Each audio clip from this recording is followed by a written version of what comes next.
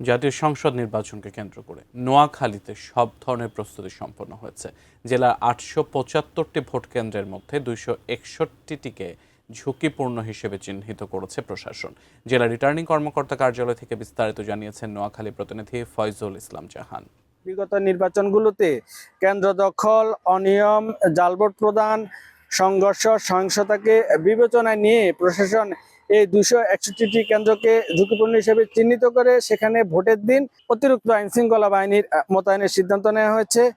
আরেকটি বিষয় জানিয়ে রাখি, বিশেষ করে নোয়াখালী ২ সেনবাগ সোনামণি আংশিক আসনে বিএনপির মনোনীত প্রার্থী জয়নাল আবদিন ফারুক এবং বিএনপির স্বতন্ত্র বিদ্রোহী প্রার্থী কাজী মফিজুর রহমান প্রতিদ্বন্দ্বিতা করছেন। গত কয়েকদিনই এই উভয় প্রার্থীর কর্মী সমর্থকদের মাঝে উত্তেজনা বিরাজ করছে। সে আলোকে প্রশাসন সেখানে ভোটের দিন অতিরিক্ত আইন শৃঙ্খলা বাহিনী মোতায়েনের সিদ্ধান্ত নিয়েছে।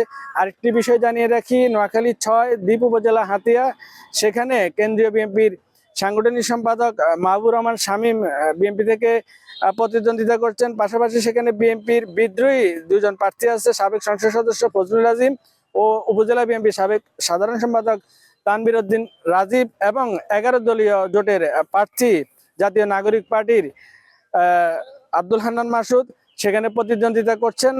সেখানেও দ্বীপ উপজেলা হিসেবে প্রশাসন থেকে বিশেষ আইন শৃঙ্খলা বাহিনী মোতায়েনের সিদ্ধান্ত নেওয়া হয়েছে। সেখানে ১০৪টি ভোট কেন্দ্রের মধ্যে ৩৮টি কেন্দ্রকেই প্রশাসন অধিকতর ঝুঁকিপূর্ণ হিসেবে বিবেচনায় নিয়ে সেখানে নির্বাহী ম্যাজিস্ট্রেটের মাধ্যমে মোবাইল টিপ পরিচালনার সিদ্ধান্ত নেওয়া হয়েছে। এবং আপনাকে আরেকটা বিষয় জানিয়ে রাখি, এই ভোট উপলক্ষেই ভোট গ্রহণ নিয়েই প্রশাসন থেকে আগামীকাল সকাল থেকেই বিভিন্ন ভোট কেন্দ্রে ভোটের সরঞ্জাম পৌঁছানো শুরু হবে।